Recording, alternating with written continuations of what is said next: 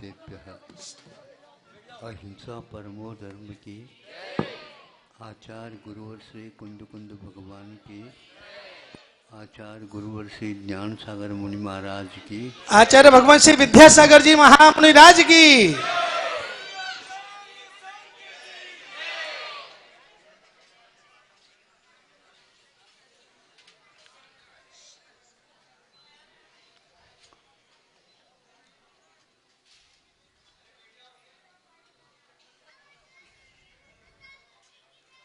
भिन्न भिन्न व्यक्तियों के भिन्न भिन्न जठराग्नि हुआ करती।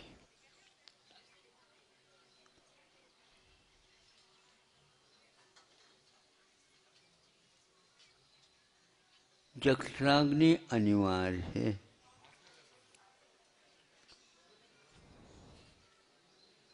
उसका अनुपात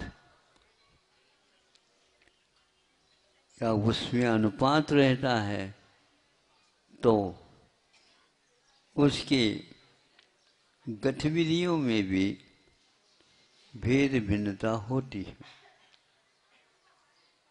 ये उदाहरण समय सार का है ताकि आप लोग समझ सको जठराग्नि से उसके साथ क्या महत्व है।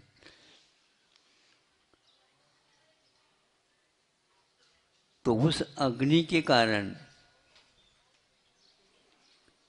वह खाया हुआ अन्न पचता चला जाता,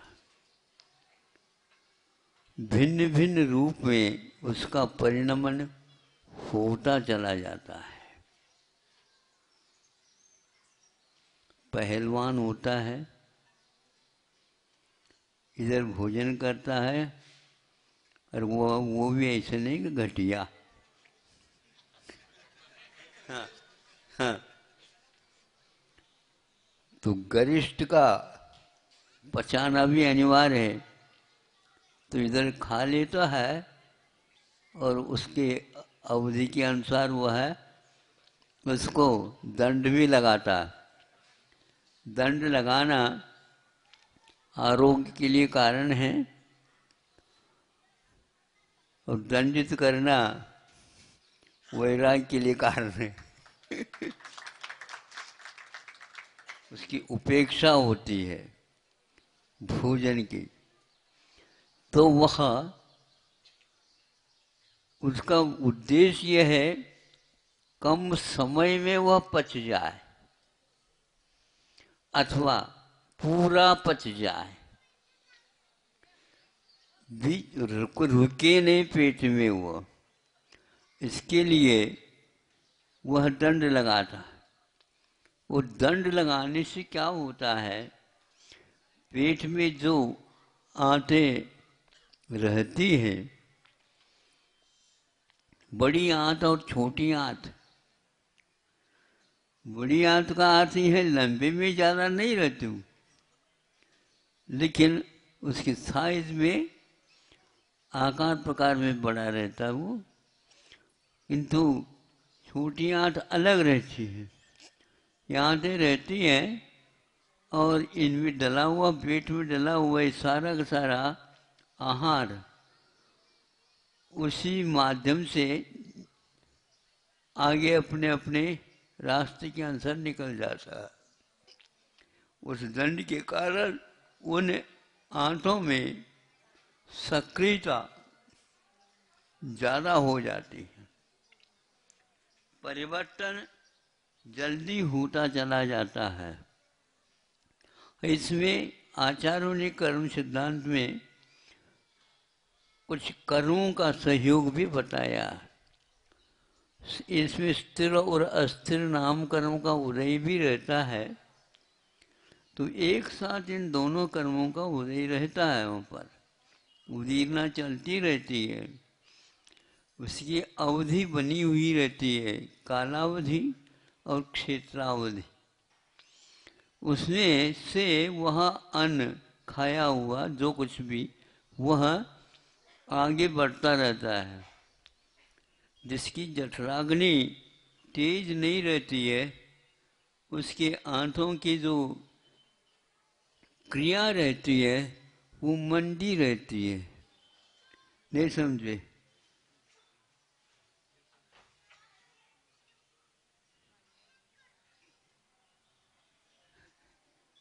हाथ की ओर देख रहे हो?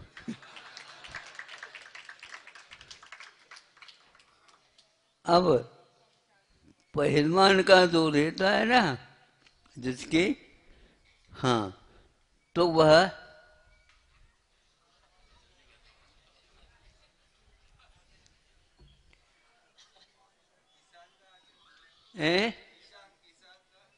किसान का वो दंड नहीं लगाता, लेकिन वह उससे भी तेज रहती है। हाँ, नहीं समझे? ये चुन चुन कर खाता है, वह चुन चुन पिन कुछ नहीं है, वो खाता है और हल चलाना प्रारंभ कर देता, ठीक हो जाता है। हाँ, ऐसा है। तो यह सक्रियता अन्य किसी कार्यों में न रह करके उसी उसी क्षेत्र में रहती है, उसकी जठराग्नि तेज हो जाती। तो वेग आत्मा के भाव आदि आदि होते रहते हैं, किंतु श्रद्धान जैसे जैसे बढ़ता चला जाता है कि नहीं हमें इतना करना, हमें इतने करना, लेकिन कालांतर में जा करके पहलवान हार जाता है, किसान कभी भी हारता नहीं। सुन रहे पहलवानों? खाने के लिए तो सब इवन अच्छे अच्छे चाहते हो, लेकिन किसान देखो जो कोई भी है वो खा लेता है और वह रक्त के रूप में चला जाता है और उसको बचता नहीं कुछ भी, और वह काम करता रहता है।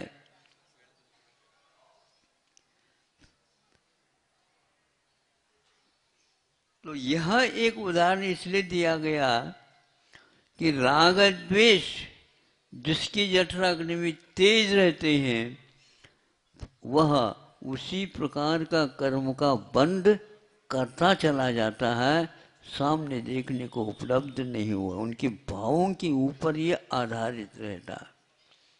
आप अपने भाव संभालो, आप अपने भाव संभालो, और भाव संभालने के लिए बाहर के द्रव्य भी संभालो। अर्घम निरूपामी स्वाहा। नहीं समझे?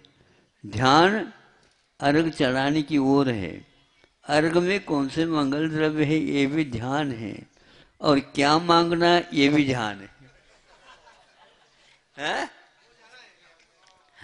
हाँ, तो जन्म जरा मृत्यु विनाश ना है।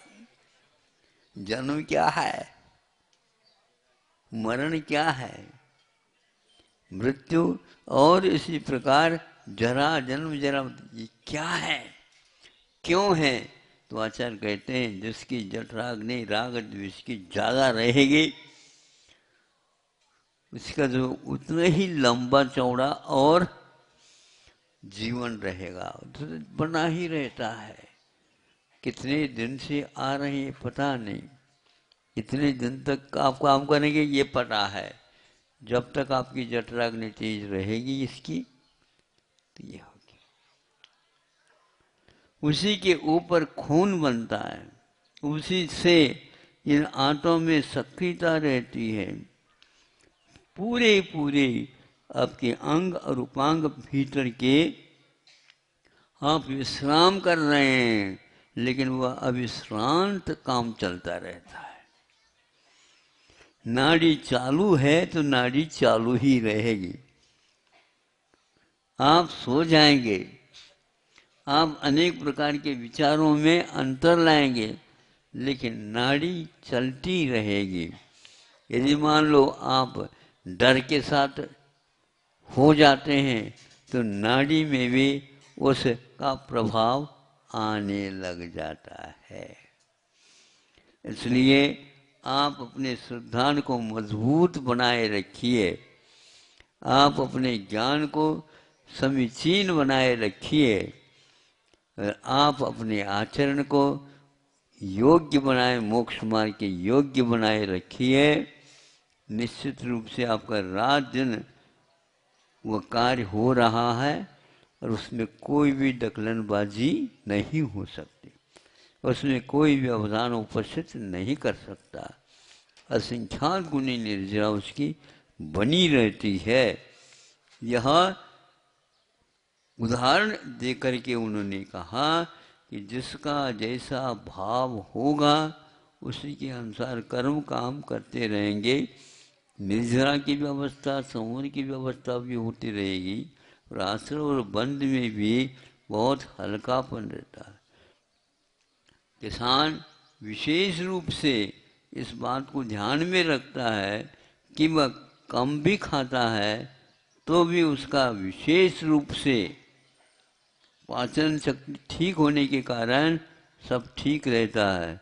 और पहलवान ज़्यादा खाता है, नहीं समझे, ज़्यादा खाता है और उससे ज़्यादा बनता है तो इससे कोई मतलब नहीं, लेकिन पहलवान कसरत तो करेगा ज़्यादा लेकिन काम कुछ नहीं करेगा, नहीं समझे। किंतु किसान कसरत नहीं करेगा लेकिन काम उसका बहुत होने के कारण श्रवण भी ऐसा ही होता है। पहलवान का नाम श्रवण को नहीं दिया गया, किंतु किसान जो श्रमशील है, ये दोनों बहुत पास पास है। श्रम करने वाला एक प्रकार से किसान होता है और श्रमण उससे आगे का रहता है। ये दोनों एक प्रकार से इस ढंग से ईमानदारी के साथ काम करते हैं। बाकी जो ईमानदारी की ओर है, हम क्यों कहें बेईमान लेकिन ईमानदारी की ओर होता कौन है बताओ मुझे। वही तो धीरे धीरे वही बनता, लेकिन जो बनता है वो कहाँ से बन रहा है, उसी से तो बन रहा है। तो धीरे धीरे ईमानदारी आप बढ़ाइए और अपने कर्तव्य की ओर सजग रहिए। तो हमने सोचा कि देखो कितना उदाहरण बढ़िया दिया है। जो रात दिन चल रहा है, भीतर पेट में क्रियाएं चल रही हैं, उसी प्रकार मुनि महाराजों के भी बहुत सारे अनेक कार्य करते हुए भी भीतर के आचरण का, पुरुषार्थ का कार्य उनका आगम के अनुकूल चलता रहता है। इसलिए आप लोग सामयिक करते हुए घंटों बैठ जाओ तो भी मुनि महाराज आहार भी कर रहे हैं तो भी वहाँ असंख्यात गुणी कर्म की निर्जरा उनकी हो रही है। वेतन बहुत लंबा चौड़ा है, नहीं समझे। आप कितने भी कार्य करो आपका वेतन अलग है। और मुनि महाराज जो हैं कैसे भी करें उनका वेतन अलग है। धन्य है वे मुनि महाराज जो ऐसे एक प्रकार से 2400 घंटा 12 महीने वर्षों तक प्राण जाने तक अथवा जीवन तक ये कार्य करने का संकल्प उन्होंने ले रखा है। इसलिए किसान को 4-5 महीने फुर्सत मिल जाती है, लेकिन मुनि महाराज को कोई फुर्सत नहीं मिलती। उनको तो एक चातुर्मास हुआ, आगे बढ़ो आगे। शीतकाल हो गया तो गर्मी आ गई, तो कहीं बार जाकर के विश्राम करें ऐसा नहीं है। वो कभी कभी गर्मी के दिनों में पहाड़ के ऊपर चले जाते हैं और सर्दी के समय पर अमरकंटक पहुंच जाते हैं। अहिंसा परमो धर्म। आचार्य भगवान श्री विद्यासागर